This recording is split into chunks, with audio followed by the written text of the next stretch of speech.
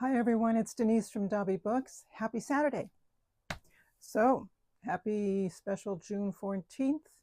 And I trust some of my viewers out there were busy in the outdoors getting some fresh air and sunshine and hanging out with like-minded people. Good for you. I support you 100%. And today, now that we can rest a little bit and take our shoes off and relax, I wanted to show you what I got. Let's see, I got a couple of things from Barnes and Noble, and then I went to my library sale today after a few months. I really had to put it off for a while because, school and stuff.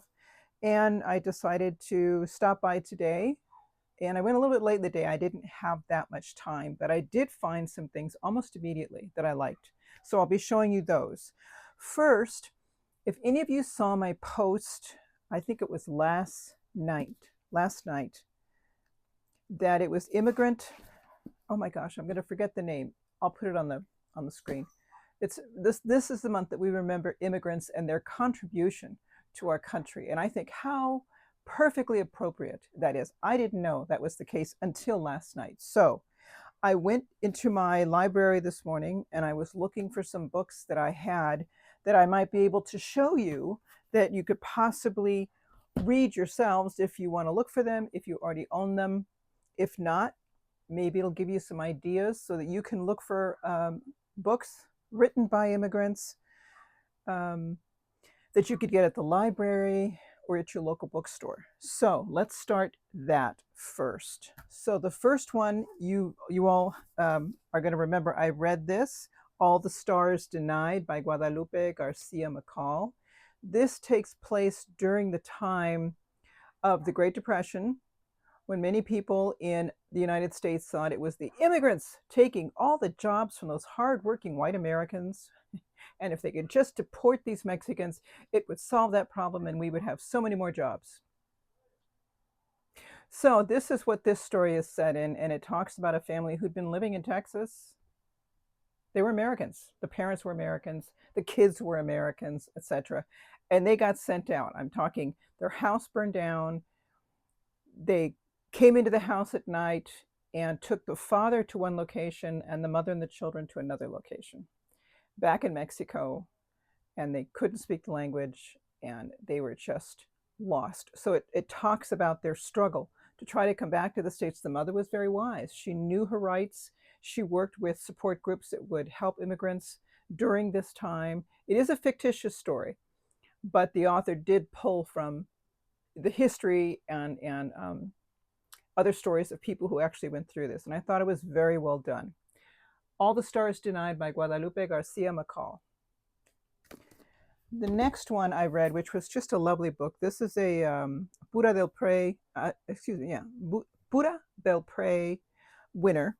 It's by Marjorie Agosin. It's entitled I Lived on Butterfly Hill. And this took place in Chile. And the author is a young girl. The star of the show here, the protagonist, is a young girl. And this is during the time when Chile started to become totalitarian. There was a military coup. And her parents, her father was a physician. I forgot what her mother did, and I might have that reversed.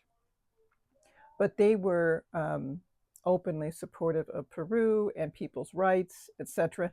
Her parents had to go into hiding, and she got sent to live with an aunt in the United States on the East Coast.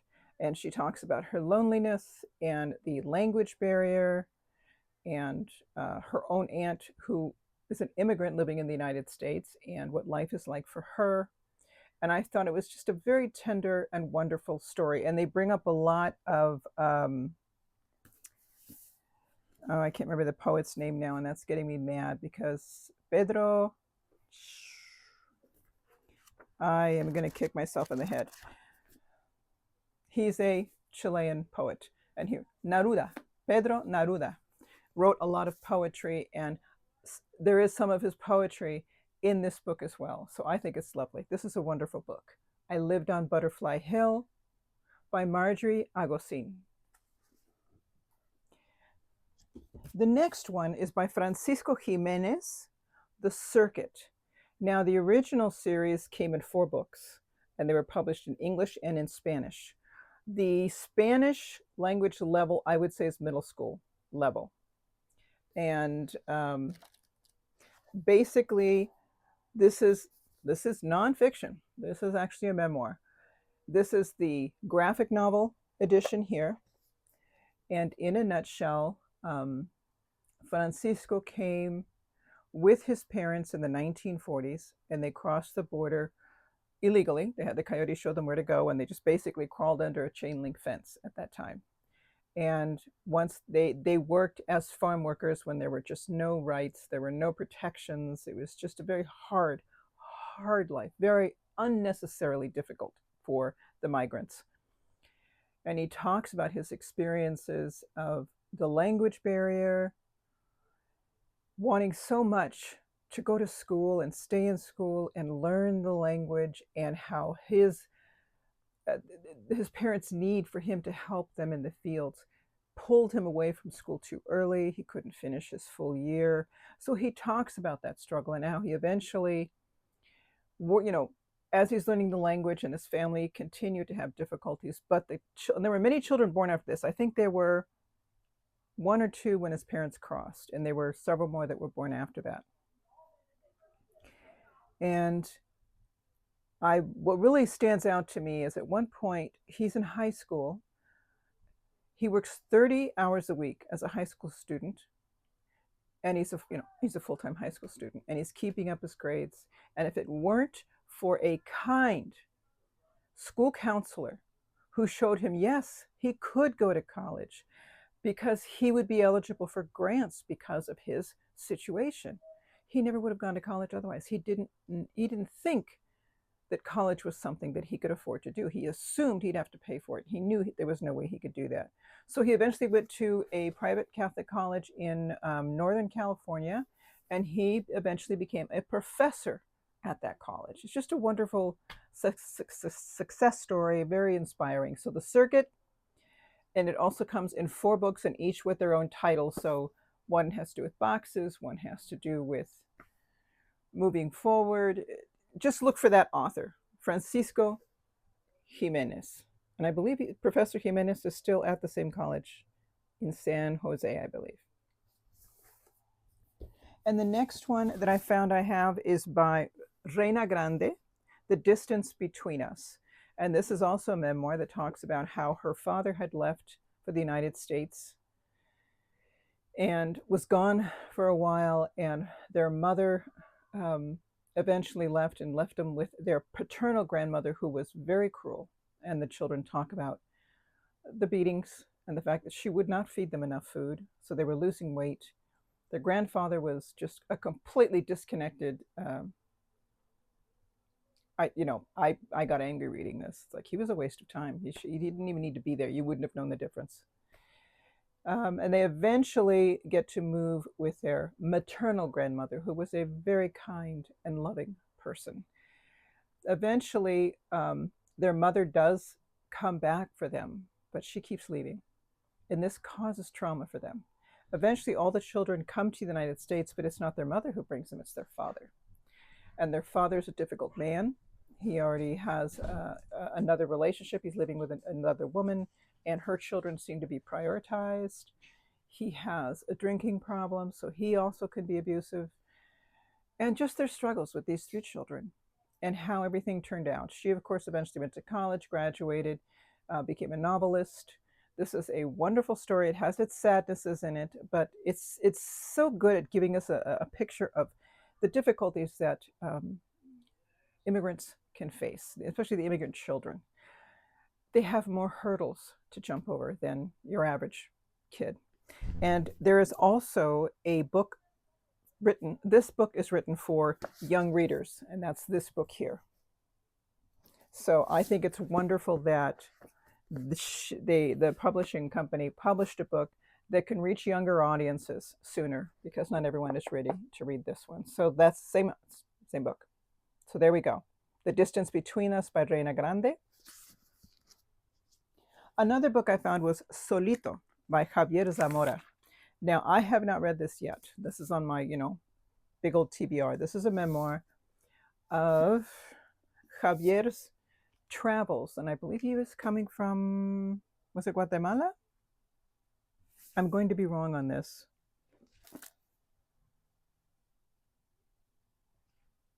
El Salvador.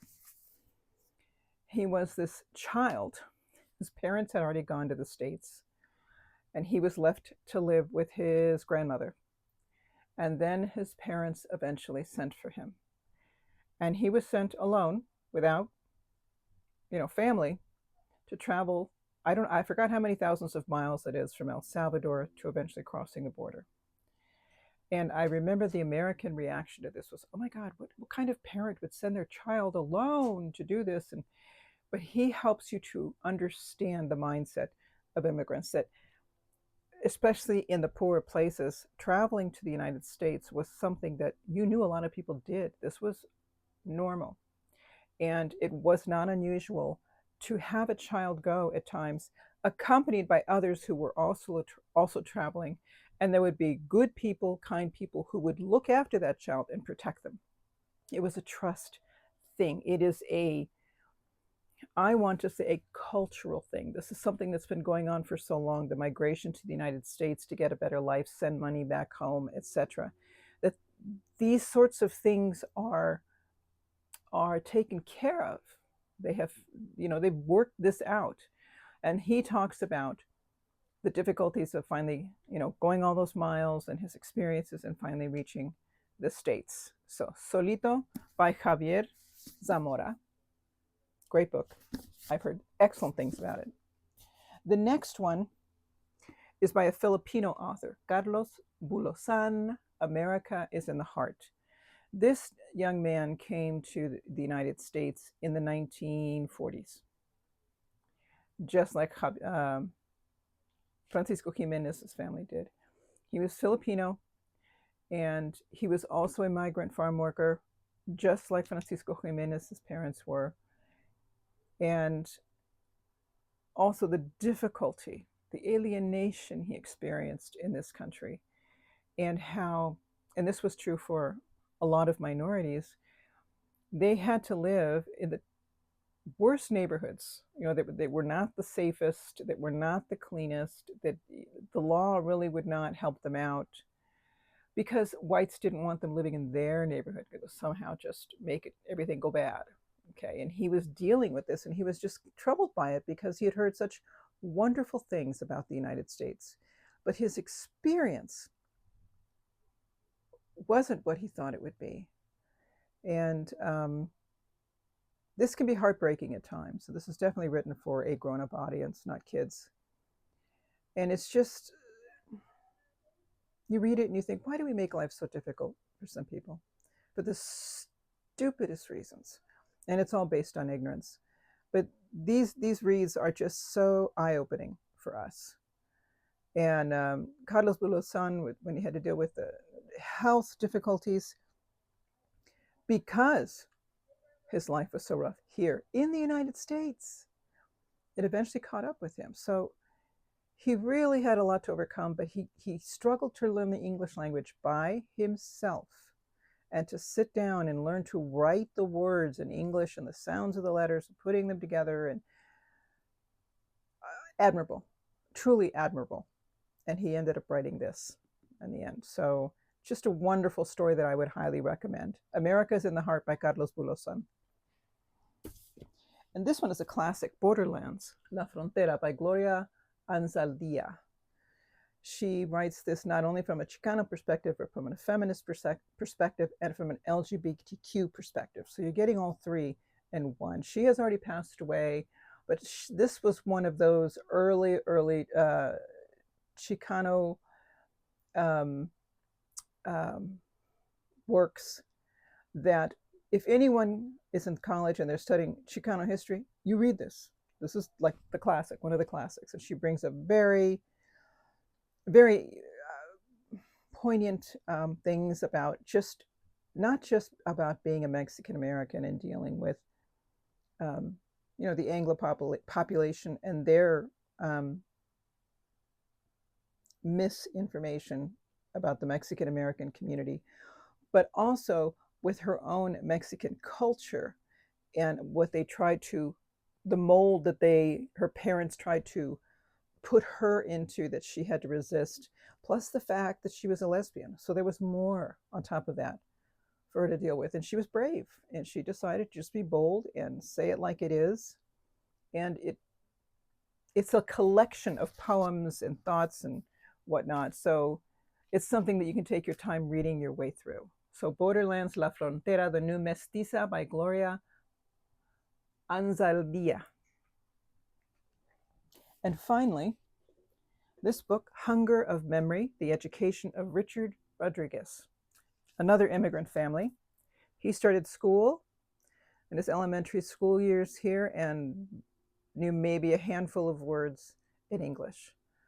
And this was in, gosh, was this in the 1950s, if I remember correctly? I'm going to guess it was 1950s. And he had a kind teacher. He had I think it was a private school, Catholic school. And they were kind and they were understanding. They were very firm. This is just very firm. So this was before they had any sort of bilingual education. Immigrant children learned in English. Everybody spoke in English. And so there was that struggle to do that. And he talks about that experience and how one day the sister came to the house and spoke with the parents and encouraged them not to speak Spanish at home so that the children could learn the English language faster. And this is a controversial practice. Today, of course, we want bilingual students to keep their bilingualism and to learn in both languages, to not forget their language and therefore lose a part of their heritage, while also being able to learn to read and write and speak in English. We want them to move forward equally in both languages. And this is a concept that Richard Rodriguez doesn't necessarily agree with, and he gives his answers for it. He is now a professor, and he also is not very supportive of why is my brain going crazy like this?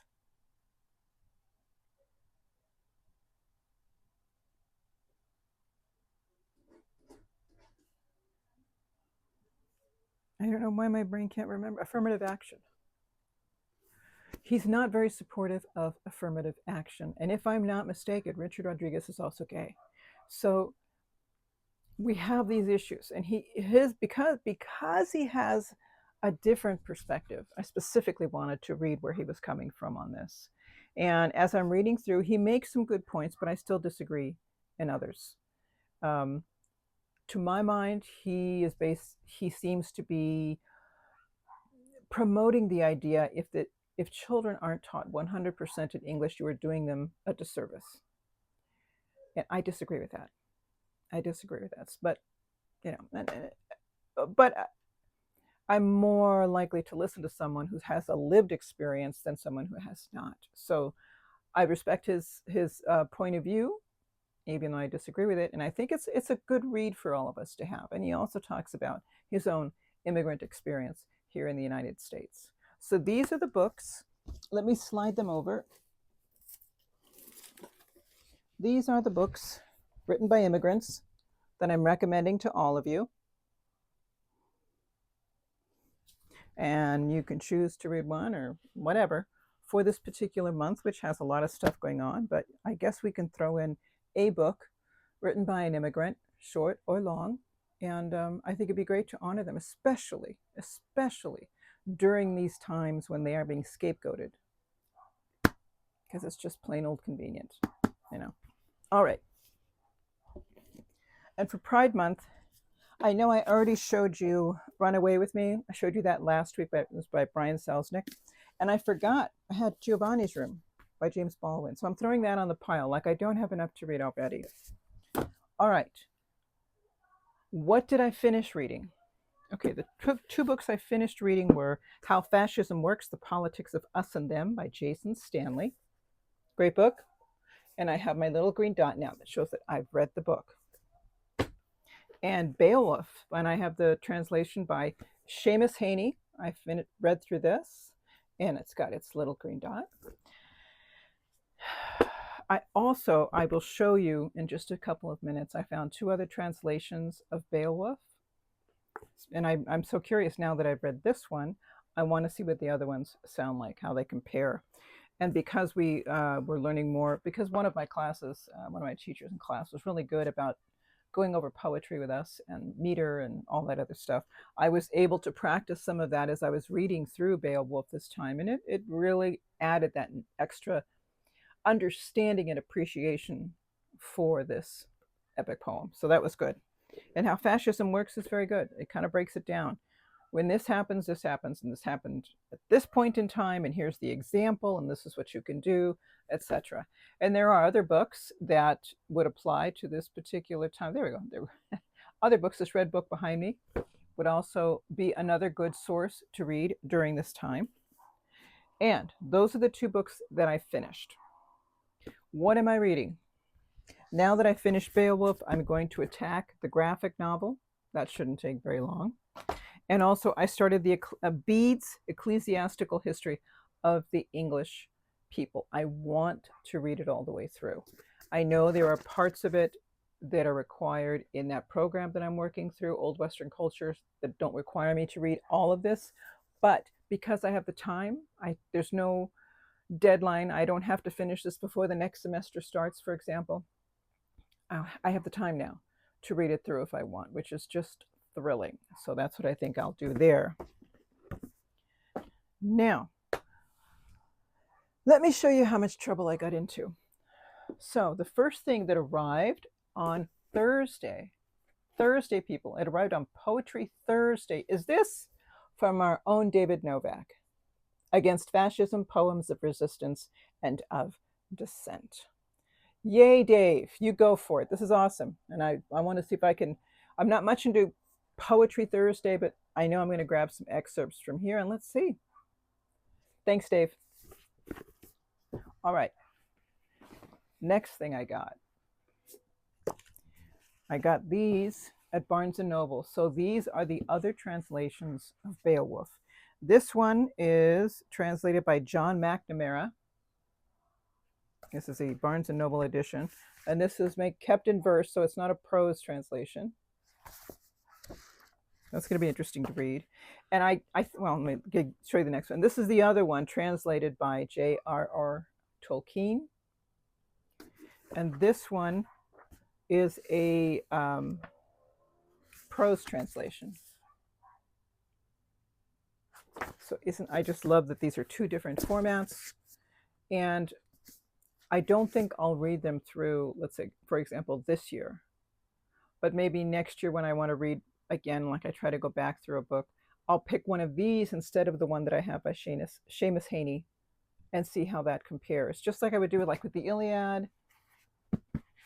I have Fagles and I have Fitzgerald. And the other one I have is by Emily, I forgot her name. But I'm going to read hers next, just so I can get a different feeling for it. And then when I went to go get my coffee and my Mediterranean quiche at the cafe over at Barnes & Noble, I saw this book, a short little novella, Mapping the Interior. And I'm going to read you the little summary in the back, and maybe then you'll figure out why I had to get this book.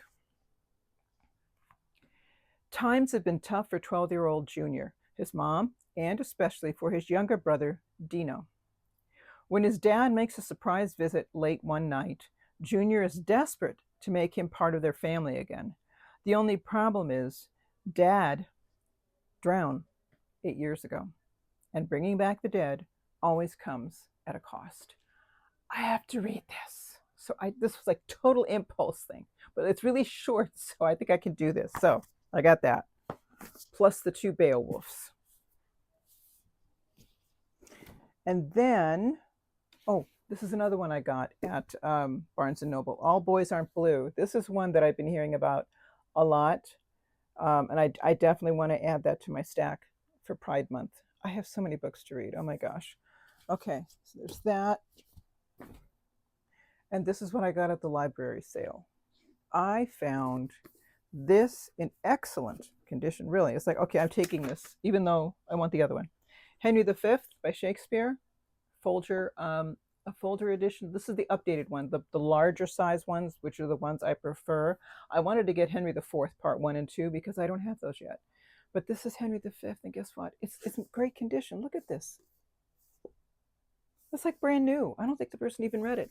And I flipped through it, and there's absolutely no markings in this whatsoever. I'm getting it. It's $1. Normally, it's listed as $9.99 US. So I got a bargain. And I also got this because I've been hearing everybody, whether it's on BookTube, whether it's on a podcast, it seems everywhere I turn, everybody's reading this book. And I'm kind of getting the message like, okay, maybe I should be reading this book. We'll see. But I ended up finding a young person's edition of it, The Great Illustrated Classics, The Count of Monte Cristo by Alexander Dumas. Do I have The Count of Monte Cristo? I don't know. I'm pretty sure I would have checked on my phone, on my little book list to see if I had it. And then I probably would have purchased it if I didn't. I have Les Miserables, but I don't know if I have The Count of Monte Cristo. We'll find out. All right. And this one, people, I was looking for this book at Barnes & Noble, and none of the stores seem to have them here, anywhere in California. So I thought, well, I guess I'll just eventually order it. And without even looking for it, I found it in the history section at the library sale, Justinian's Flea. Of course, now that I've already covered the early Middle Ages and became familiar with Justinian, who was the emperor on the Eastern Empire of Rome. I'm going to read this because there was a plague that happened at a certain time. And I'm still trying to find the book by Procopius, which is The Secret History by Procopius. And he talks about what Justinian was really like behind the stage. He was the writer, historian for Belisarius, Justinian's right-hand man in the military. So he had a lot of inside information, but while he was alive, he had to write things that were supportive of the emperor. But he was writing in the meantime his own book, The Secret History, with express instructions that it was to be published only after his death. And I'm trying to find that book.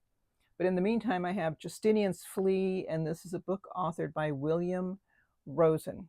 There is a newer edition that has come out. And I don't know if it's Penguin. It might be this author here, which is Viking Press. Viking Press, I think, may have a later edition of this one. And then the last one that I found at the library, this is so cool, people.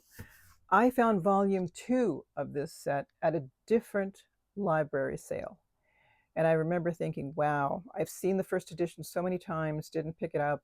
I may never find it. And guess what? I found it.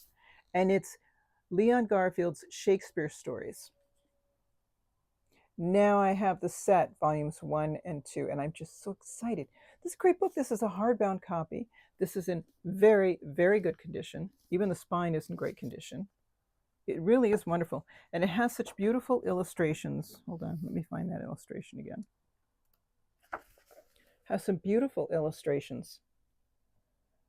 And this is just such a pleasure to read because Shakespeare, it's written for grown-ups, and we always think along those lines, and the topics it deals with, and grown-up stuff.